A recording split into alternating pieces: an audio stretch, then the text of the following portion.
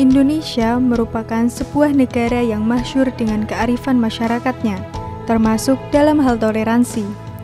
Toleransi merupakan sebuah nilai luhur bangsa Indonesia yang telah lama diterapkan dari Sabang sampai Merauke, termasuk masyarakat yang ada di Kabupaten Kudus, Provinsi Jawa Tengah. Di masa lampau, Kabupaten Kudus merupakan salah satu medan dakwah persebaran agama Islam di Tanah Jawa yang digawangi oleh Wali Songo.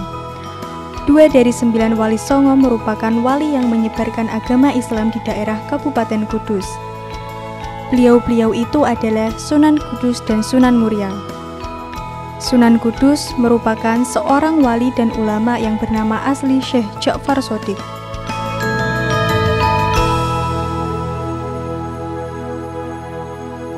Sekarang saya sedang berada di depan Masjid dan Menara Kudus yang merupakan salah satu cagar budaya dan peninggalan sejarah yang ada di kota Kudus.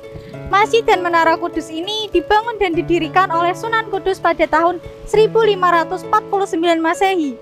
Masjid ini dibangun di tanah seluas sekitar 5.000 meter persegi. Masjid dan Menara Kudus yang menjadi ikon bagi Kabupaten Kudus ini dikenal karena memiliki keunikan arsitekturnya. Corak unik yang memadukan antara arsitektur Islam dengan Hindu-Buddha menjadikan Masjid Menara Kudus ini dikenal hingga mancanegara. Perpaduan tersebut tentu menjadi daya tarik tersendiri bagi masyarakat luas untuk mengunjungi lokasi Masjid Menara Kudus.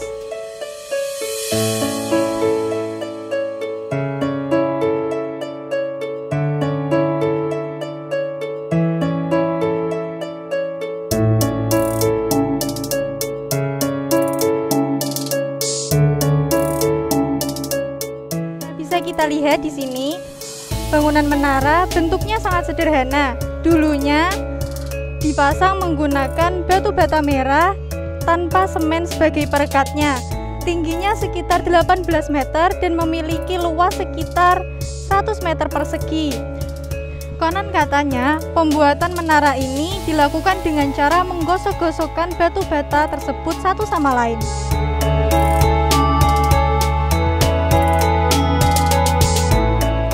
Pada sekeliling tubuh menara, terdapat ornamen hias dari keramik yang kabarnya merupakan pemberian dan hadiah dari para pedagang yang datang ke Menara Kudus. Mengingat kota Kudus di kala itu menjadi pusat perdagangan yang cukup ramai. Nah, sekarang saya sedang bersama dengan pengurus Yayasan Menara Kudus, yaitu Bapak Denny Nur Hakim.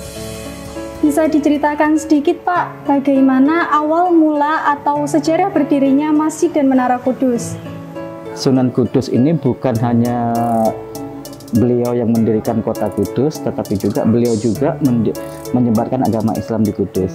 Nah, sebagai buktinya, beliau mendirikan masjid yang bernama Masjid Al-Aqsa itu sebagai tempat pusat penyebaran agama Islam.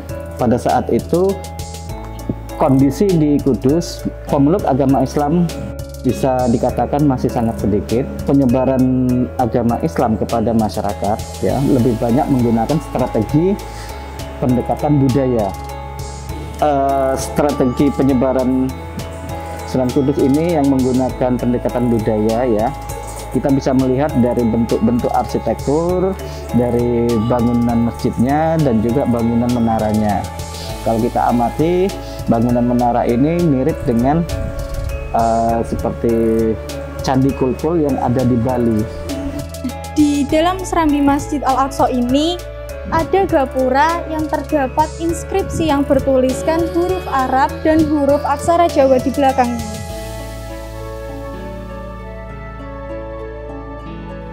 Nah, sekarang saya sedang berada di dalam Masjid Al-Aqsa.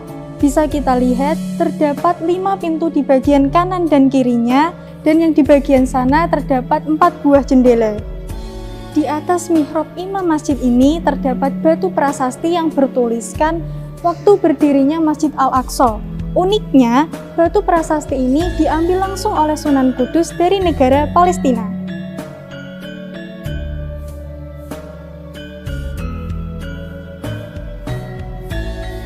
Di bagian ini adalah padasan atau disebut tempat wudhu. Cukup unik karena memiliki bentuknya masih asli. Ada arca pada bagian atasnya dan semuanya berjumlah 8 pancuran. Jumlah 8 pancuran ini konon katanya diadaptasi dari keyakinan Buddha yang berarti 8 jalan kebenaran. Peninggalan Sunan Kudus tidak hanya bersifat materi berupa benda, tetapi juga non-materi. Salah satu contoh peninggalan beliau yang bersifat non-materi adalah sebuah ajaran bagi masyarakat Kudus yang berupa larangan menyembelih hewan sapi.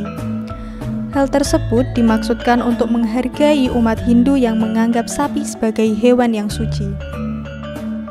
Sekarang saya akan menuju ke makam Sunan Kudus yang berada di belakang kompleks masjid. Jadi pemirsa, di samping kompleks masjid ini terbagi beberapa blok.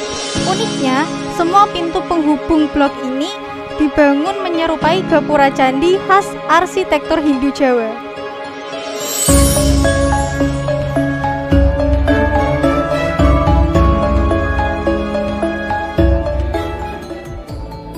Begitu banyak warisan budaya dan benda bersejarah yang ada di Kabupaten Kudus.